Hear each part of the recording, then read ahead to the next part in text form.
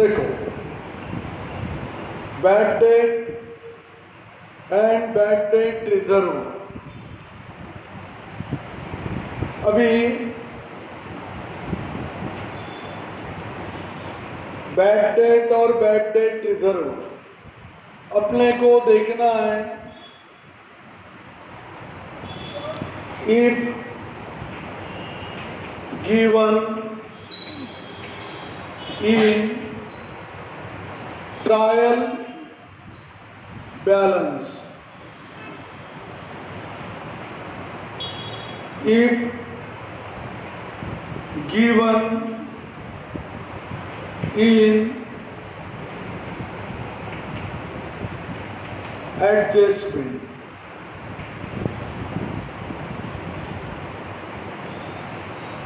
अब प्रश्न ये है, बैड डेट यानी क्या? बैड डेट का मतलब है डूबा हुआ पैसा। पैसा मैंने बैड डेट और बैड डेट रिजर्व का मीनिंग आपको तब समझा दिया है जब आपको मैंने क्या पढ़ाया? अकाउंट्स पढ़ाए, मतलब फॉर्मेट पढ़ाए। बैड डेट का मतलब है डूबा हुआ पैसा और बैड डेट रिजर्व का मतलब है जो पैसा डूबा तो नहीं पर डूबने की पॉसिबिलिटी, संभावना है। फॉर एग्जाम्पल देखो, अब देखो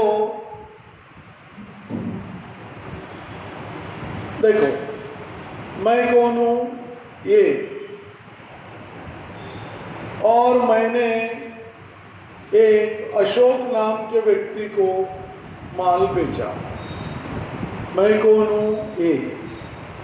और मैंने अशोक नाम के व्यक्ति को माल बेचा, 5,000 रुपए का माल बेचा, और वो अशोक मर गया, एक्सपायर्ड हो गया। अब जब वो जितना जिंदा था तब मुझे पैसे नहीं मिले, मरने के बाद उसके पैसे मिलने की संभावना, पॉसिबिलिटी नहीं है।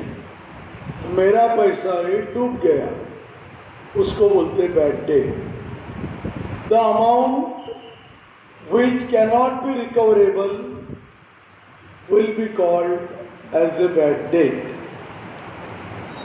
और एक दूसरा, एक रावण नाम का मेरा कस्टमर है। रावण मेरा एक कस्टमर है, रावण नाम है उसका।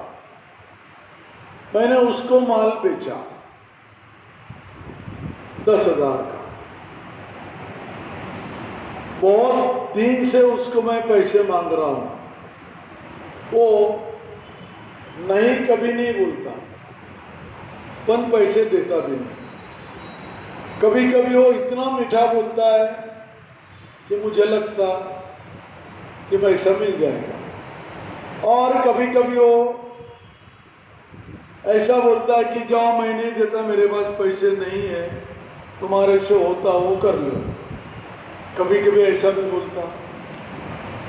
तो कभी मुझे लगता कि रावण मेरे को पैसा लाके देगा, तो कभी लगता कि वो डूबेगा। रावण नहीं, पैसा डूबेगा।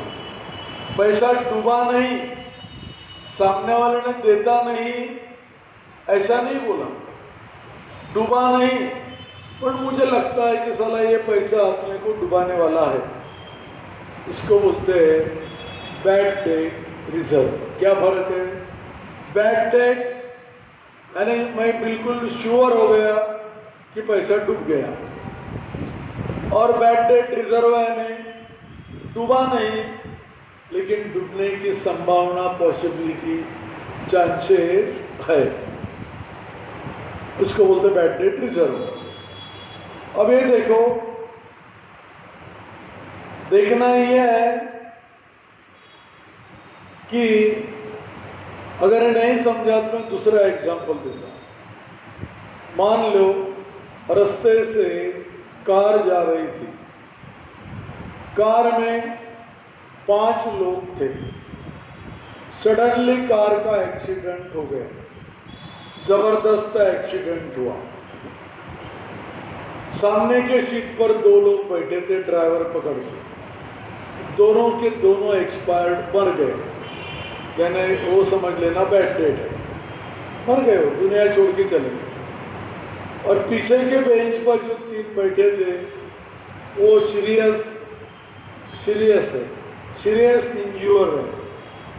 अभी मरे नहीं, पर मरने के रास्ते पर है, मर भी सकते हैं, जिंदा भी रह सकते हैं। उसको बोलते हैं बैड डेट रिजर्व। ये एक्सीडेंट का एग्जाम्पल इसलिए समझाया कि थोड़ा जल्दी हमें समझ जाता है। तो बैड डेट यानी डूबा हुआ पैसा, और बैड डेट रिजर्व यानी जो पैसा डूबा नहीं लेकिन डूबने के चांसेस है। अब देखो,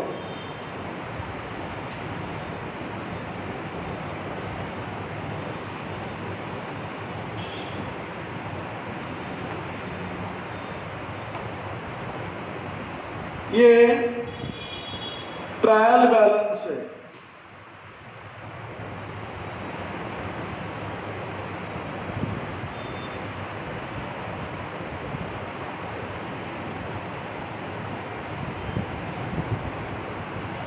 और ये एडजस्टमेंट है।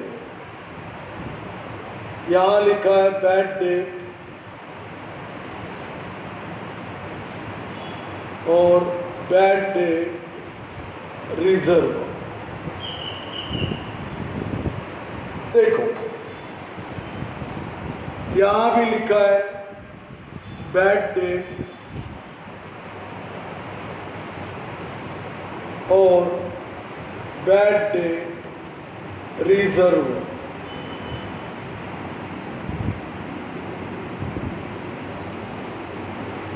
देखो, ट्रायल बैलेंस में बैड डेट आता है डेबिट में और बैड डेट रिजर्व आता है क्रेडिट में।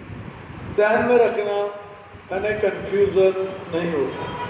बैड डेट हमेशा डेबिट में आएगा और बैड डेट रिजर्व हमेशा क्रेडिट में आएगा। तो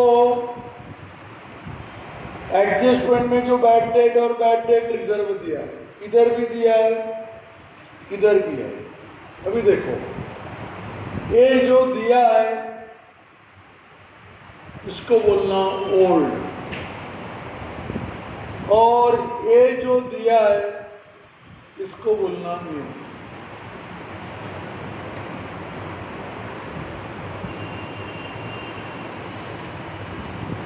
न्यू की एंट्री 2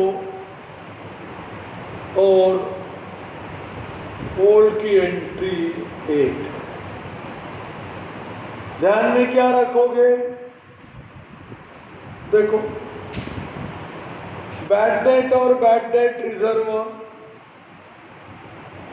ट्रायल बैलेंस में दिया, कहां पर? तो उसको बोलना ओल्ड और उसकी एंट्री करना 8। पर वही आइटम, सेम आइटम एडजस्टमेंट में दिया तो उसको बोलना न्यू और उसकी एंट्री करना 2। क्या समझाया मैंने? Bad debt reserve if it is given in trial balance म्हणजे ये, ट्रायल बैलेंस म्हणजे ये क्या बोलोगे? ओल्ड म्हणजे क्या? Old bad debt reserve. Entry कितनी करोगे? 8। और इसको क्या बोलोगे? New bad debt reserve. इसकी एंट्री कितनी करोगे? 2। यानी क्या हो गया? अभी दोनों में से कोई भी आइटम है, दोनों आइटम ट्रायल बैलेंस में आते हैं तो उसको बोलना है ओल्ड। और if it is given in adjustment में दिया तो उसको क्या बोलना है? न्यू। यानी मैंने क्या समझाया आपको? ट्रायल बैलेंस में दिया तो क्या हो गया? वो ओल्ड, और एडजस्टमेंट में दिया तो क्या हो गया वो न्यू। ओल्ड की एंट्री कितनी, ओल्ड की एंट्री 1 और न्यू की एंट्री 2। अब ये एंट्रियाँ कैसी करना, ये एंट्रीज कैसी करना, ये आपको प्रॉब्लम में ही समझा दिया। अभी समझा कर फायदा ही नहीं। ओल्ड और न्यू समझा दिया। एक्चुअली जब ये प्रॉब्लम में आएंगे तो इसको किस तरह से लिखना, ये प्रॉब्लम में ही आपको बताया जाएगा या समझाया जाएगा। तो बच्चों पढ़ो। हम क्या पढ़े, बैड डेट डूबा हुआ पैसा। बैड डेट रिजर्व हो, डूबा नहीं पर डूब सकता है। ये दोनों आइटम ट्रायल बैलेंस में दिए, उसको बोलना ओल्ड और उसकी एंट्री करना ये। एडजस्टमेंट में दिए, दोनों आइटम एडजस्टमेंट में दिए, उसको बोलना न्यू और उसकी एंट्री करना 2। कैसी करना, कहाँ करना, ये सब आपको प्रॉब्लम में समझाया जाएगा। 11 नंबर का पॉइंट देखो। If market price and cost price of closing stock is given, in that case we have considered lower price, don't take any entry of higher price। अभी ये पहले तो मैं ये समझाता हूँ कि मार्केट प्राइस और कॉस्ट प्राइस क्या होती है। मान लो कि आपके डैडी ने 10 साल पहले एक प्लॉट 10 साल पहले एक प्लॉट परचेज किया था।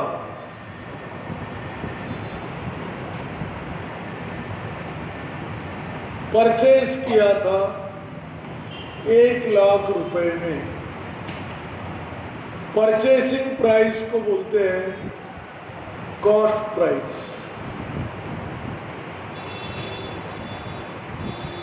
आपके डैडी ने एक प्लॉट परचेज किया था, वो परचेज किया था 2015 में।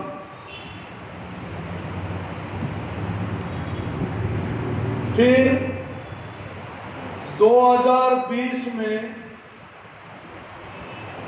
मार्केट प्राइस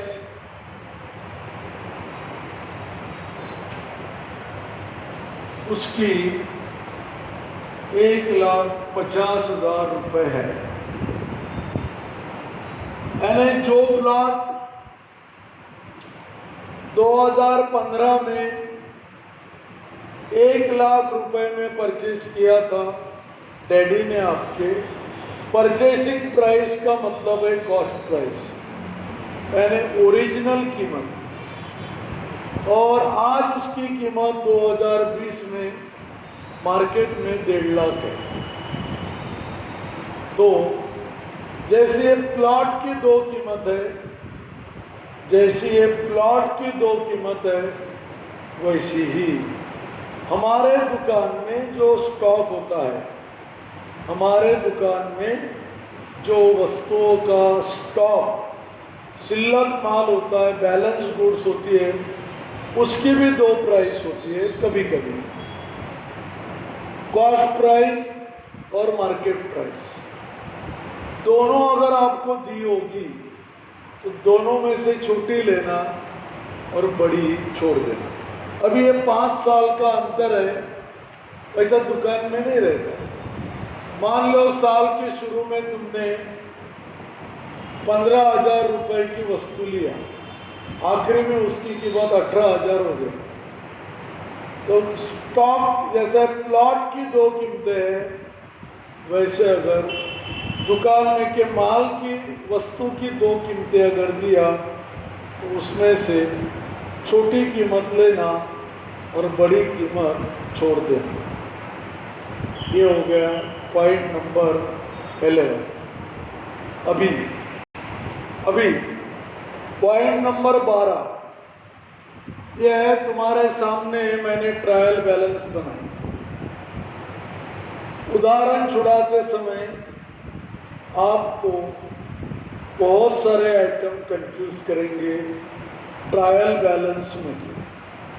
तो ट्रायल बैलेंस में के आइटम की पहचान कैसी करना, ये मैं यहाँ पर लिख कर देता हूँ, या आपके पास ऑलरेडी लिखा है, समझा कर देता हूँ। देखो, जैसा पहला आइटम परचेज और सेल, इधर है 50,000, तो मान लो इधर है 70,000, वहाँ अमाउंट अलग है। दोनों के दोनों एक लाइन में दिए। ध्यान में रखना है, दोनों आइटम एक ही लाइन में है। अब अपने को कंफ्यूज होता कि ये परचेस है कि ये परचेस है। अब ये मत सोचना जिसका नाम पहले आया वो रहेगा, ऐसा नहीं। जिसका नाम पहले आया वो पहले ही रहेगा, ऐसा नहीं। तो फिर एक लाइन में कितने आइटम दिए? 2। इसमें से आपको ये पहचानना है कि परचेस कौन सा है और सेल कौन सा है। तो जो डेबिट में आएगा वो होगा परचेस, और जो क्रेडिट में आएगा वो रहेगा सेल। इस तरह से उसको पहचानना है। डेबिट वाला परचेस और क्रेडिट वाला सेल। यानी जब प्रॉब्लम छुड़ाएंगे हम, हमेशा ध्यान में रखना, ट्रायल बैलेंस के डेबिट में आने वाला परचेस होगा और क्रेडिट में आने वाला सेल होगा। फिर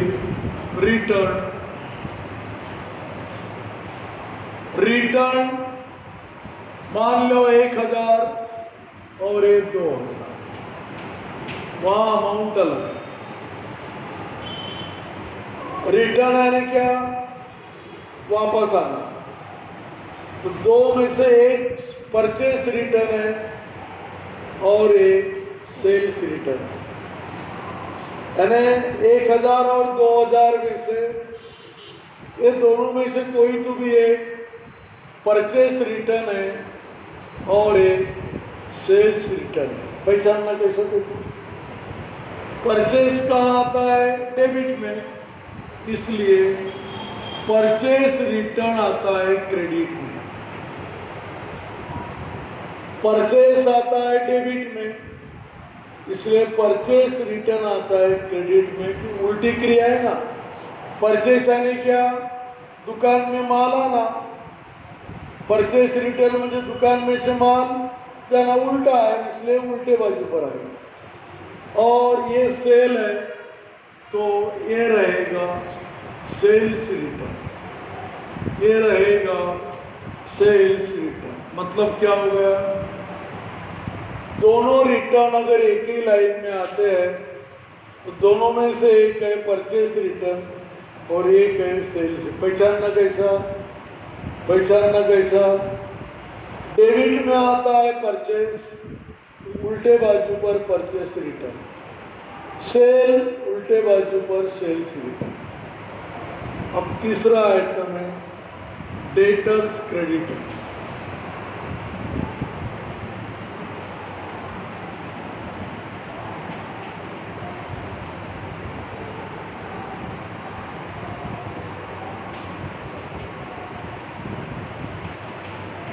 अब देखो, डेटर्स और क्रेडिटर्स दोनों एक लाइन में आए। अब ये तो पक्का है कि ये दोनों में से कोई तो भी एक डेटर है और एक क्रेडिटर है। आपको ये भी मालूम है कि डेटर जाते हैं एसेट पर, बैलेंस शीट में एसेट, और क्रेडिटर जाते हैं लायबिलिटी। तो पहचानना कैसा? दोनों को एक लाइन में दिया होगा तो जो डेबिट में आते हैं वो डेटर्स,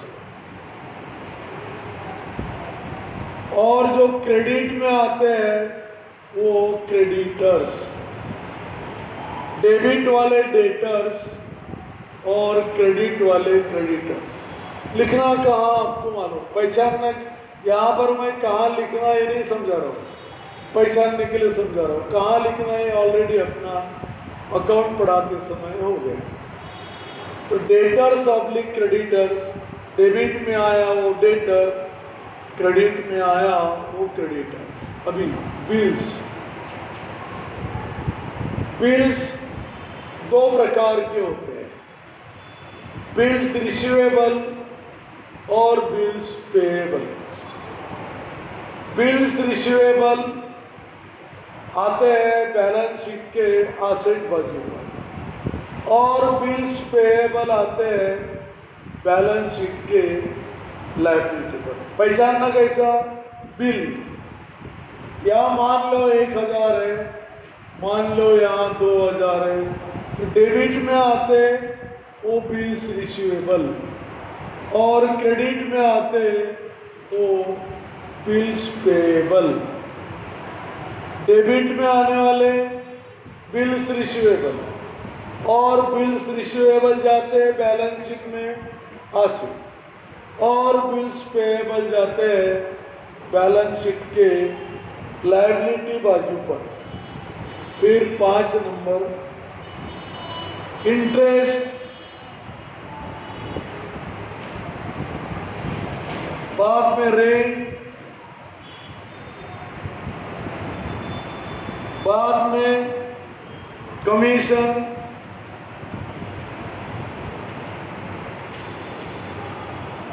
बाद में डिस्काउंट,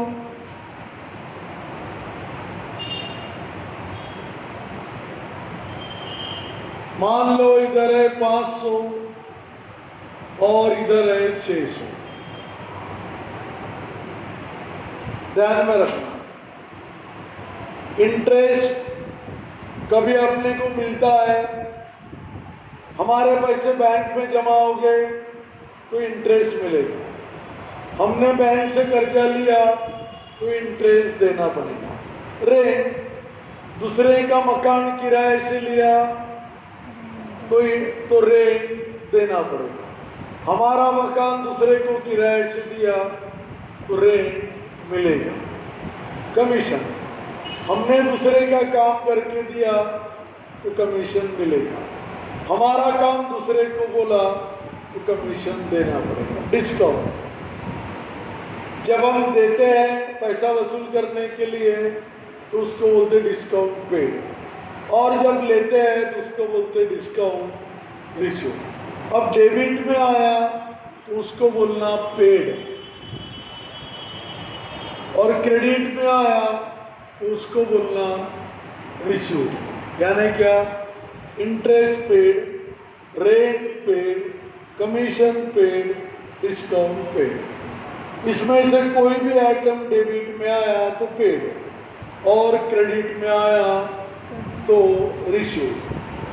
अगर डेबिट में आया तो उसको लिखना P&L में डेबिट, P&L अकाउंट में डेबिट, और क्रेडिट में आया तो उसको लिखना P&L में क्रेडिट, P&L में क्रेडिट। यानी 4 में से कोई भी आइटम डेबिट में आता है तो उसको बोलना पेड, लिखोगे कहाँ, P&L में डेबिट। अगर वो इधर आया तो क्या बोलेंगे, रिसीव, कहाँ लिखोगे, P&L में क्रेडिट। अभी आखिरी का item loan, debenture, loan, debentures, bonds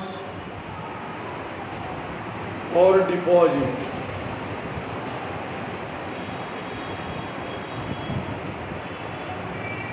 loan, debenture, bonds और डिपॉजिट। मान लो इधर 5000 है और इधर 6000 है, तो ध्यान में रखना, इसमें से कोई भी आइटम डेबिट में आया तो वो लिखना एसेट पर, डेबिट में आया वो लिखना एसेट पर, और क्रेडिट में आया वो लिखना लायबिलिटी पर। यानी लोन डेबिट में आया तो कहाँ लिखोगे? एसेट पर। क्रेडिट में आया तो कहाँ लिखोगे? लायबिलिटी पर। लोन डेबिट में आने का मतलब समझे? लोन डेबिट में आना यानी हमने दूसरों को कर्जा दिया। लोन डेबिट में आना का मतलब है हमने हमारा पैसा दूसरे को लोन के स्वरूप में दिया, वो हमारी एसेट है। और लोन क्रेडिट में आना मतलब हमने दूसरों से कर्जा लिया, तो वो आएगा लायबिलिटी बाजू पर। ध्यान में रखना, लोन या डिबेंचर या बॉन्ड्स या डिपॉजिट, इसमें से कोई भी आइटम जब डेबिट में आता है तो उसको लिखे जाते हैं एसेट बाजू पर, और क्रेडिट में आता है तो उसको लिखा जाता है लायबिलिटी बाजू पर। तो मैंने आपको 12 नंबर के पॉइंट में क्या समझाया? आपको ट्रायल बैलेंस प्रॉब्लम में दी जाएगी और ट्रायल बैलेंस के अंदर कुछ आइटम पहचानना आपके लिए थोड़ा डिफिकल्ट जाएगा। वो कैसे पहचानना, इसका टेक्निक मैंने आपको पॉइंट नंबर 12 में समझा दिया। जो समझा दिया है उसकी 2 मिनट में हम रिवीजन करते हैं। तो देखो, परचेस और सेल, परचेस और सेल हम कहाँ लिखते हैं? ट्रेडिंग अकाउंट में। तो आपके पास देखो नोट्स है आपके हाथ में, देख लो ट्रेडिंग अकाउंट, ये पहले ही पेज पर है। देखो उसमें डेबिट साइड पर क्या देख रहे हैं आप? ट्रेडिंग अकाउंट, डेबिट म्हणजे लेफ्ट साइड। देखो वहां पर ऊपर ही लिखा है परचेज माइनस परचेज रिटर्न। ये परचेज है और ये परचेज रिटर्न है। तो परचेज में से परचेज रिटर्न माइनस करोगे। फॉर एग्जाम्पल, तुमने माल कितने रुपए का परचेज करके लाया? 50,000। इसको तुम कहाँ लिखोगे? ट्रेडिंग अकाउंट में डेबिट अंदर लिखोगे और उसमें से माइनस कितने करोगे? 2,000। तो 50,000 माइनस 2,000, तो आउटर कॉलम में कितना जाएगा? 48,000। मतलब क्या हुआ? परचेज में से परचेज रिटर्न माइनस होता है ट्रेडिंग अकाउंट में डेबिट। अभी वही देखो, ट्रेडिंग अकाउंट में क्रेडिट देखो, सेल्स माइनस सेल्स रिटर्न लिखा है। अब एक लाइन में दोनों आए तो ये हो गया सेल, ये हो गया सेल और ये हो गया सेल्स रिटर्न। क्या करोगे? ट्रेडिंग अकाउंट के क्रेडिट साइड में लिखोगे। क्या लिखोगे? सेल। उसमें से क्या माइनस करोगे? Sales return. मतलब क्या हुआ? Purchase minus purchase return trading account में debit, sales minus sales return trading account में क्रेडिट। पहचानने का टेक्निक, परचेज सेल एक लाइन में है तो पहले परचेज बाद में सेल, परचेज डेबिट में इसलिए परचेज रिटर्न क्रेडिट में, सेल क्रेडिट में इसलिए सेल्स रिटर्न डेबिट में आए। अब देखो, डेटर और क्रेडिटर, आप बैलेंस शीट खोलो। बैलेंस शीट आपके पेज नंबर 3 पर है। बैलेंस शीट आपके पेज नंबर 3 पर मिलेगी।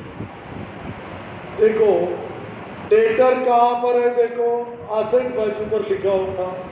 यानी बताओ डेटर क्रेडिटर दोनों को एक लाइन में दिया तो डेबिट वाले डेटर, ध्यान में वो जल्दी रहेगा, D for debit, D for debtor, debit वाले डेटर, क्रेडिट वाले क्रेडिटर।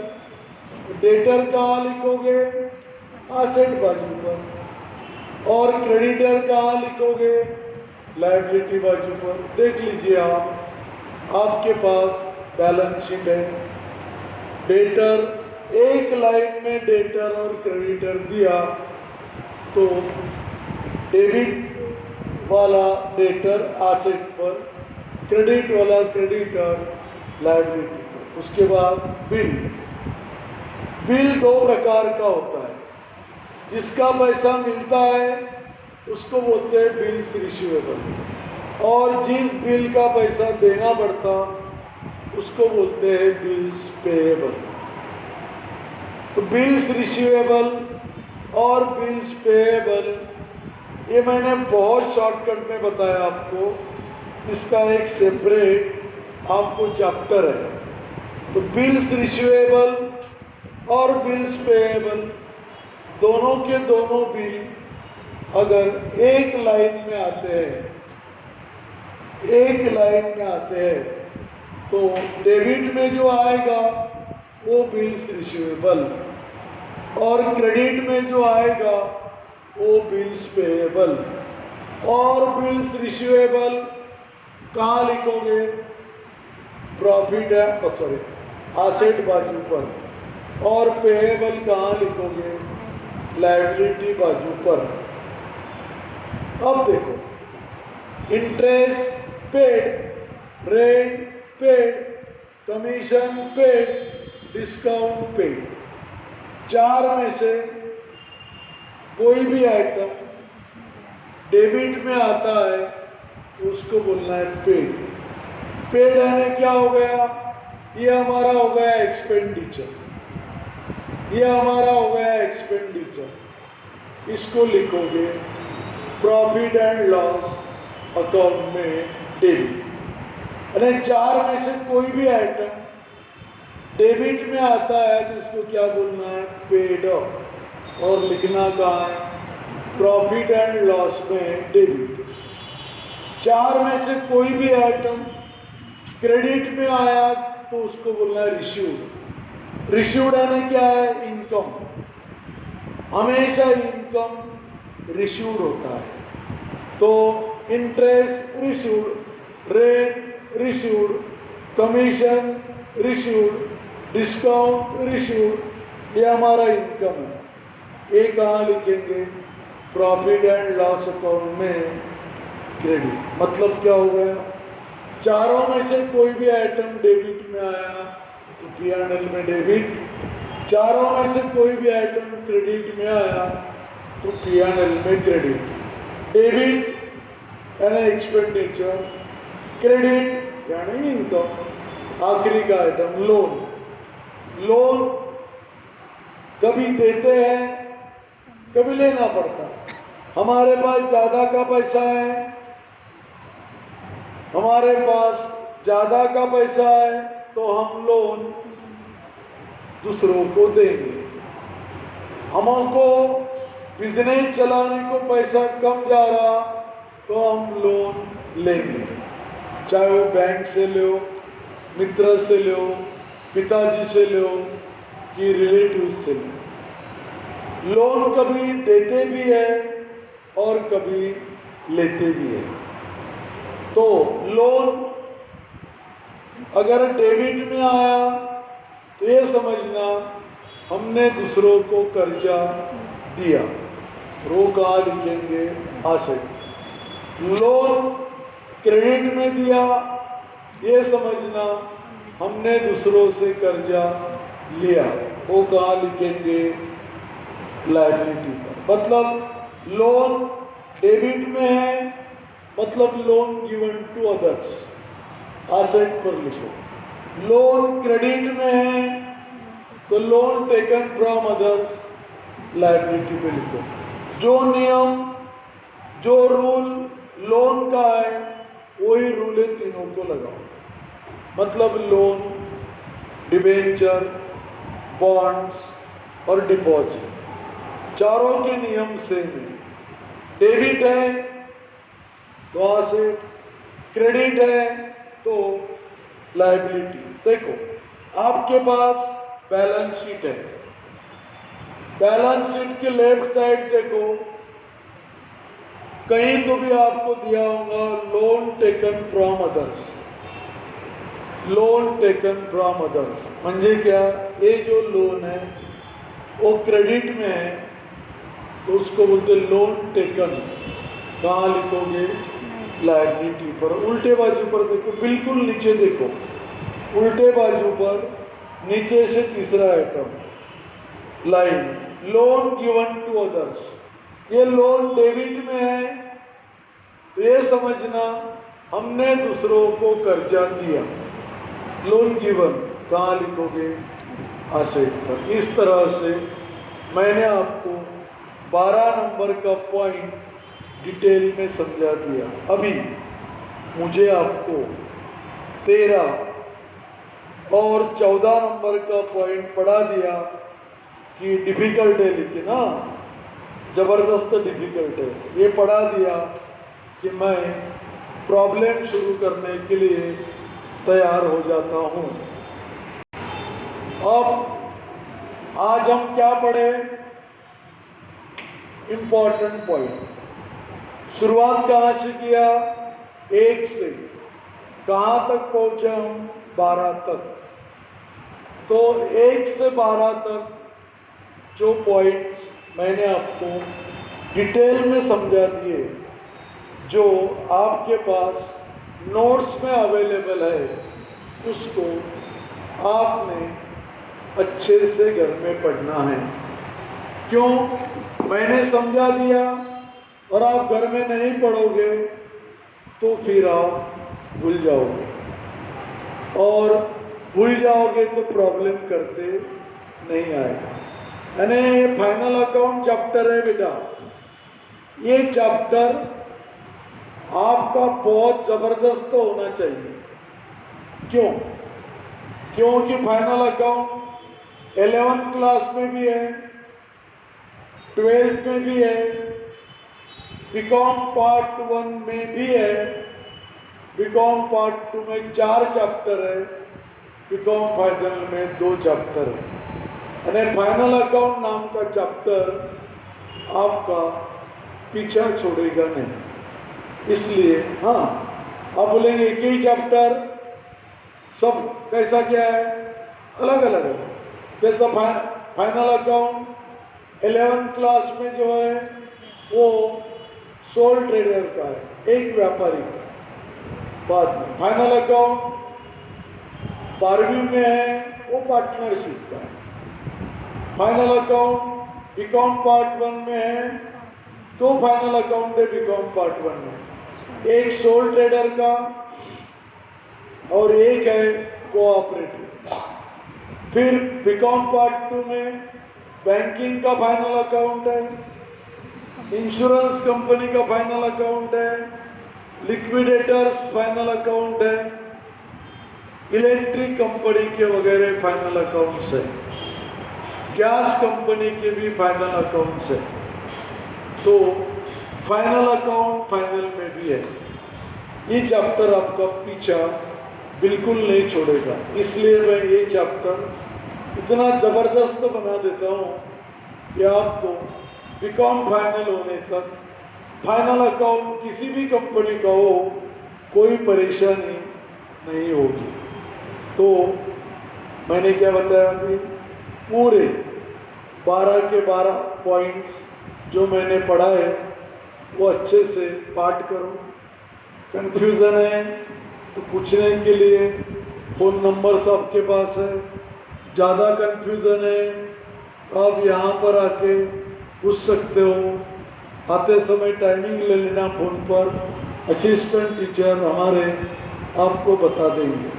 तो अभी पॉइंट नंबर 1 से लेकर पॉइंट नंबर 12 तक मैं पहुंच चुका हूं। अपने को अभी प्रॉब्लम शुरू करना है इस चैप्टर के। उसके पहले 3 पॉइंट पढ़ना है, 13, 14 और 15। 13 और 14 में क्या है? Unpaid, prepaid, unreceived, pre received. शायद आपको 2 वीडियो पहले, शायद आपको 2 वीडियो पहले unpaid, prepaid, unreceived, pre received इनकी डेफिनेशन समझा दी थी। वीडियो में भी है, वीडियो में भी मिलेगा। 2 वीडियो पीछे जाओ, ब्लैक बोर्ड पर मैंने 4 पोर्शन कर दिए थे, वहाँ भी आप देख सकते हो। अनपेड किसको बोलते हैं, प्रीपेड किसको बोलते हैं, अनरिसीव्ड किसको बोलते हैं, प्री रिसीव्ड किसको बोलते हैं। ऑलरेडी आपके वीडियो में इसके पहले जा चुका है। उसी के ऊपर म्हणजे unpaid, prepaid, unreceived, pre received, इसी के ऊपर आपको कल अगले वीडियो में 13 पॉइंट मतलब 13 नंबर का पॉइंट और 14 नंबर का पॉइंट अगले वीडियो में मुझे आपसे डिस्कस करना है।